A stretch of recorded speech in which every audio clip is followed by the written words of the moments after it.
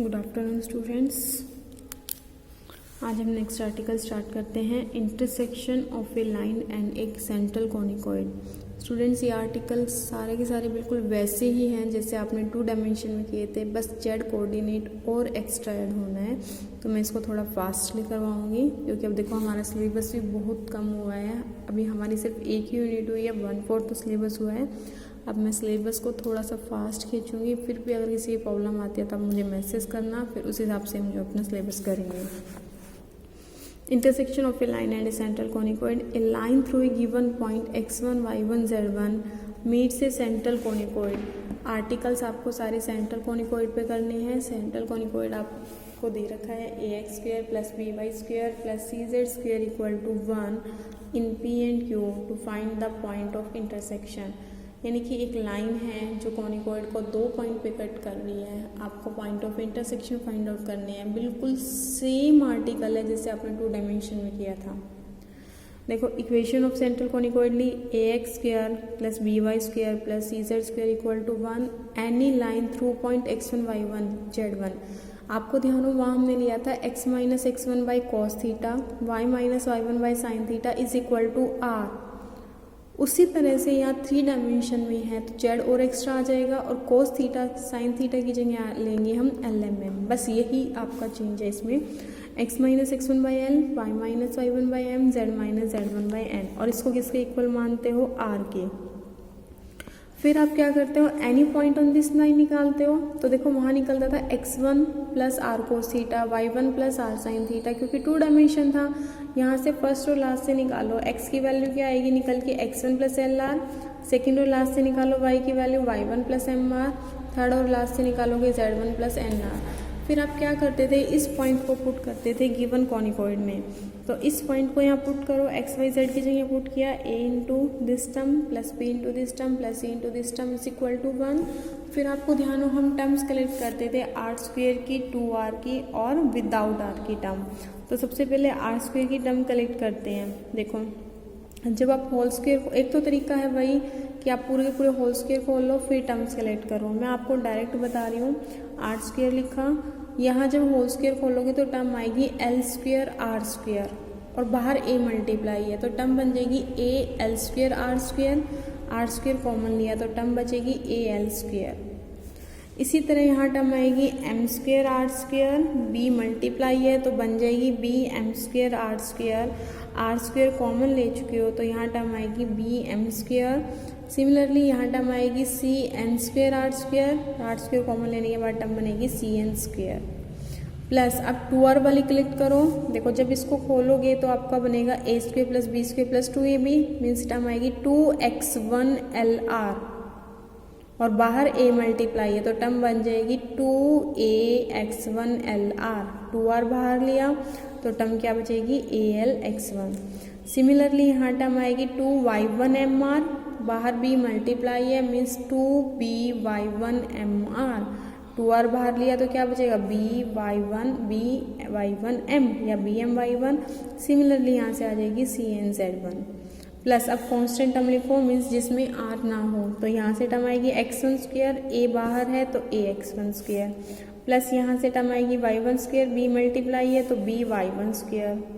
इसी तरह यहाँ से टर्म आएगी cz1² और 1 को भी लेफ्ट पे ले जाओ, -1 = 0।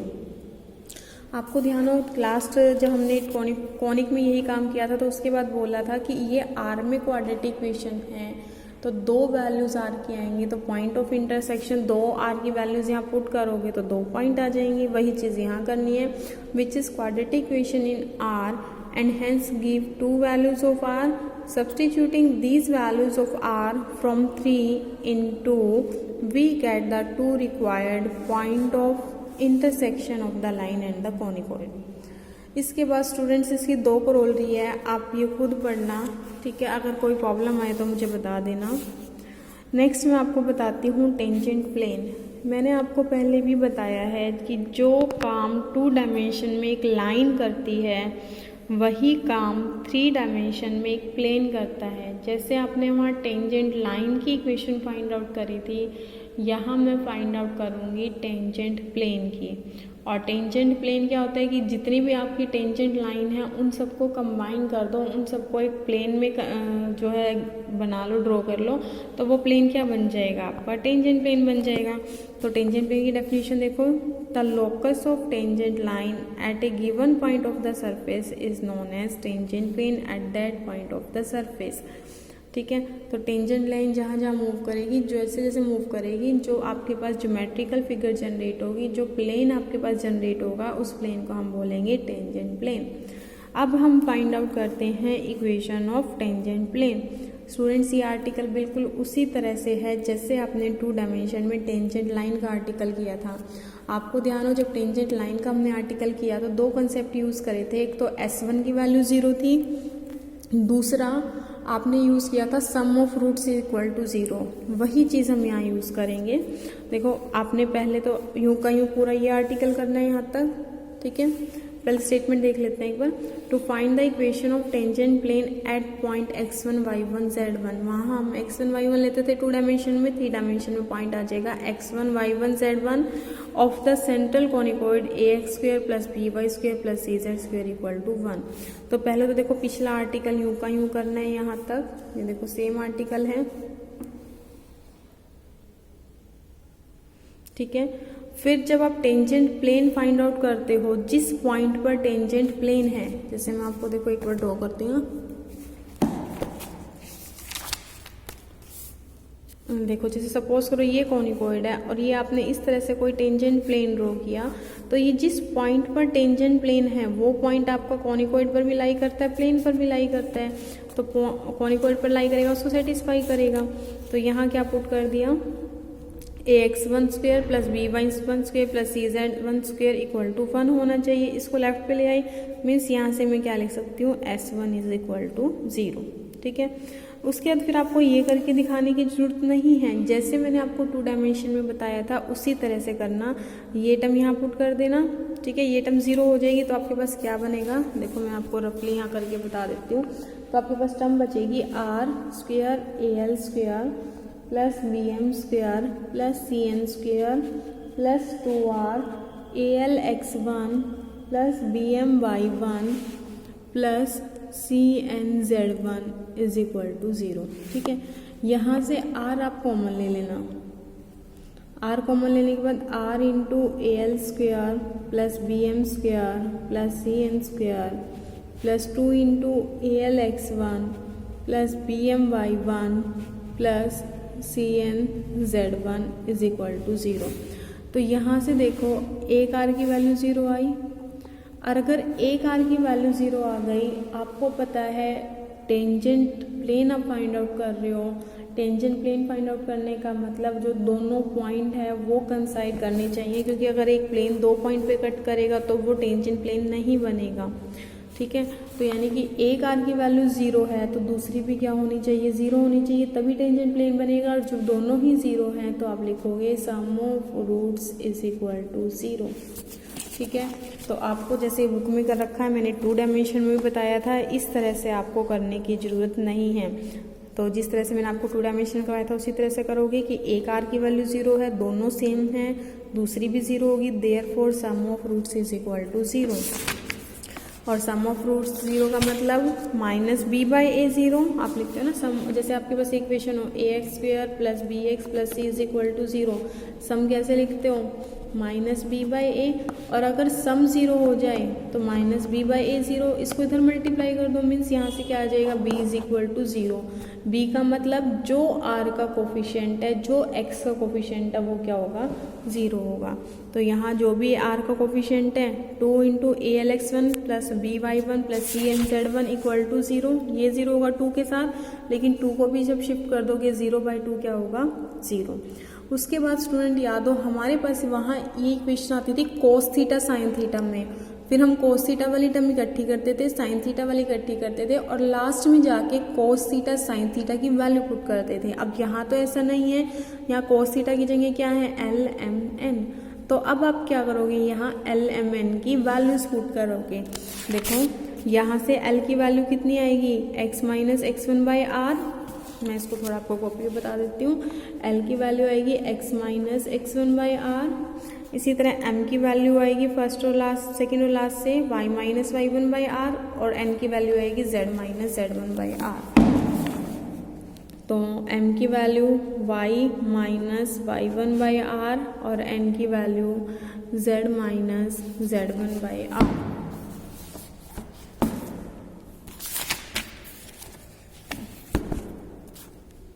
तो देखो स्टूडेंट्स, अब यहाँ एल एम एन की वैल्यू पुट करो, तो l की वैल्यू पुट करोगे x minus X one by are, यहाँ r और लिखना पड़ेगा आपको, ठीक है। m की पुट करोगे y minus Y one by R, n की पुट करोगे z minus Z one by are.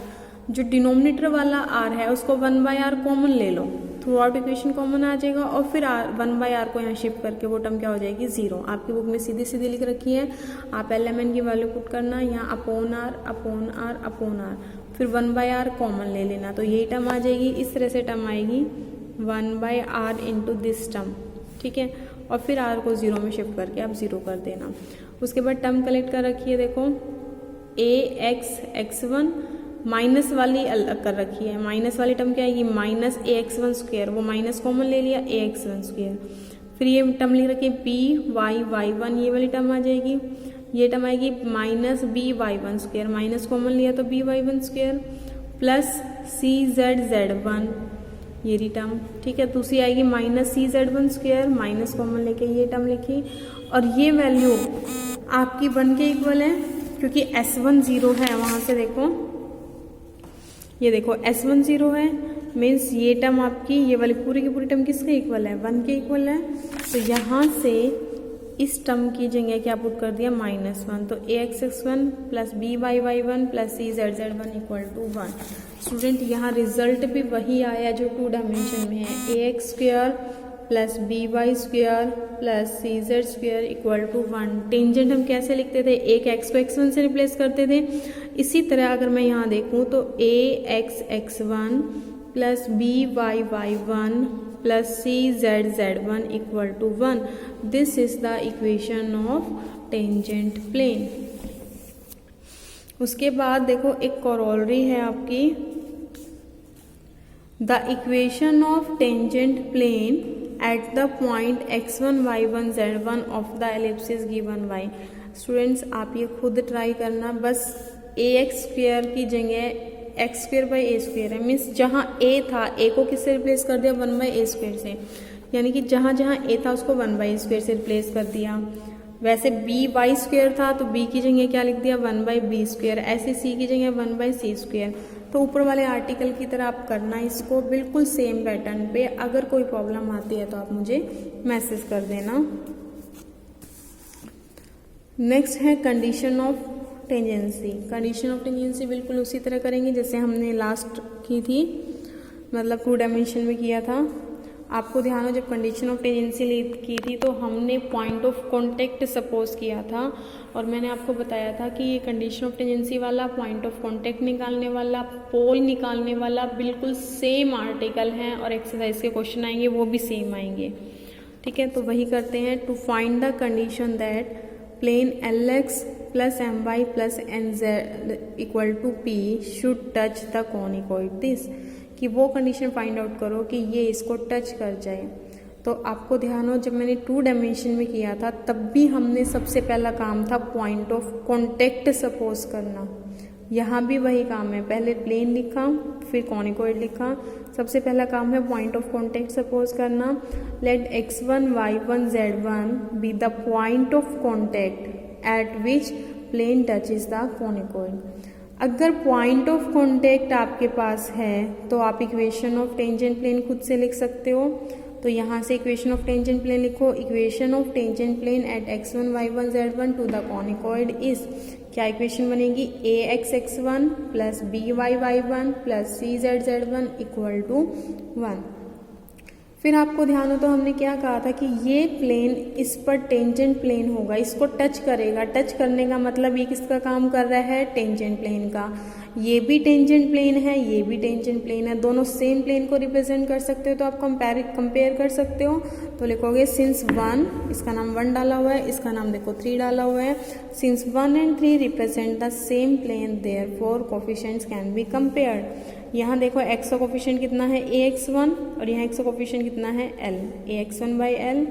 यहाँ y का कोफिशिएंट by1 अपॉन यहाँ y का कोफिशिएंट m, यहाँ z का कोफिशिएंट cz1 और यहाँ z का कोफिशिएंट n।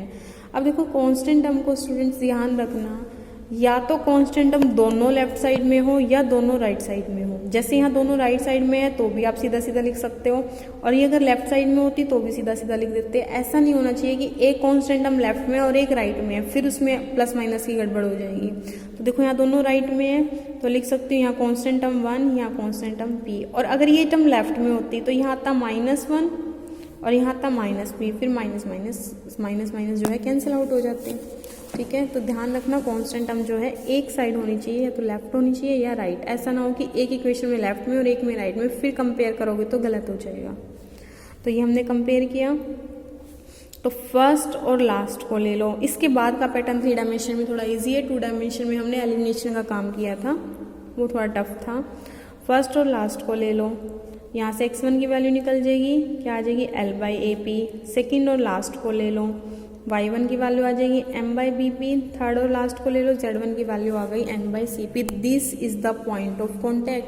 अगर आपको पॉइंट ऑफ कॉन्टैक्ट निकालना हो तो आपके पास ये भी निकल चुका है बीच में ही पॉइंट ऑफ कॉन्टैक्ट। और ये पॉइंट ऑफ कॉन्टैक्ट निकालने का और पोल निकालने का बिल्कुल सेम आर्टिकल है। फ़र्क ये है कि वहाँ वर्ड हम पोल यूज़ करेंगे और टेंजेंट प्लेन की जगह वर्ड यूज़ करेंगे पोलर प्लेन, बाकी बिल्कुल सेम रहेगा। अब हमें तो कंडीशन ऑफ टेंजेंसी निकालनी थी। आपको पता है कि जो ये point of contact x1 y1 z1 है, ये प्लेन पर भी लाई करता है और कॉनिकॉइड पर भी। अभी आपको बताया था ये एग्जांपल देके, ये कॉनिकॉइड है, ये प्लेन है टेंजेंट प्लेन, तो प्लेन पर भी लाई करेगा, कॉनिकॉइड पर भी लाई करेगा। तो आप किसी भी एक में पुट करके कर सकते हो, दोनों से सेम आंसर आएगा। जैसे आपकी बुक में कॉनिकॉइड में पुट कर रखा है तो इसको सेटिस्फाई करेगा। तो आपके पास क्या टर्म आएगी, ax1² plus by1² plus cz1² equal to 1। ठीक है, फिर x1 की वैल्यू यहाँ से पुट कर दो। तो देखो ax1 की वैल्यू पुट करी l/p/AP² प्लस by1² यहाँ पुट कर दो m/BP² प्लस cz1 की वैल्यू पुट करी इक्वल टू 1। आप इसको प्लेन में भी पुट कर सकते थे, ये जो प्लेन था lx plus my plus nz, यहाँ भी पुट कर सकते थे lx1 plus my1 plus nz1, और फिर ये पॉइंट पुट करते तब भी सेम रिजल्ट आता। हाँ जी, उसके बाद देखो यहाँ से 1/p² तो कॉमन ले लेना, पूरे में आएगा, इसमें भी 1/p² कॉमन लेके उसको राइट में शिफ्ट कर दो, 1 से मल्टीप्लाई होकर p² बन जाएगा। यहाँ एक a से, ये देखो ये सिंगल a है, यहाँ a² आएगा तो a कैंसिल हो जाएगा, बनेगा l²/a plus m²/b plus n²/c is equal to p² and l/a, या इसको तो हम जो है क्वेश्चन में जहाँ जरूरत पड़ेगी एज इट इज़ निकाल ही लेंगे। आप ये कंडीशन ऑफ टेंजेंसी लर्न करना, क्वेश्चन में हम डायरेक्ट यूज़ करेंगे कंडीशन ऑफ टेंजेंसी, और ये कंडीशन ऑफ टेंजेंसी 2 डायमेंशन से काफ़ी ईजी है लर्न करने में, सीधी है l²/a plus m²/b plus n²/c is equal to p²। First को ऑलरेडी दे दी पॉइंट ऑफ कॉन्टैक्ट, जो कि हम ऑलरेडी निकाल चुके हैं, this is the point of contact. ठीक है, क्वेश्चन सेकंड क्या है, to find the equation of 2 tangent planes to the central conicoid ax² plus by² plus cz² equal to 1 and parallel to the plane this. अब देखो 2 word को छोड़ दो, 2 तो अपने आप निकलाएंगे। अब ऐसे इसको स्टेटमेंट को देखो कि एक ऐसा टेंजेंट प्लेन फाइंड आउट करना है, एक ऐसा प्लेन फाइंड आउट करना है जो इस कॉनिकॉइड पर टेंजेंट प्लेन हो और इसके क्या हो, पैरेलल हो। तो equation of any plane parallel to the plane is, इसके पैरेलल प्लेन देखो क्या बनेगा, lx plus my plus nz equal to 0। इस पैरेलल प्लेन में क्या करते हैं, कांस्टेंट का डिफरेंस करते हैं, 0 की जगह क्या ले लिया p, lx plus my plus nz equal to p भी लिख सकते हो, k भी लिख सकते हो, लैम्डा भी लिख सकते हो, कुछ भी ले सकते हो, इट डजंट मैटर।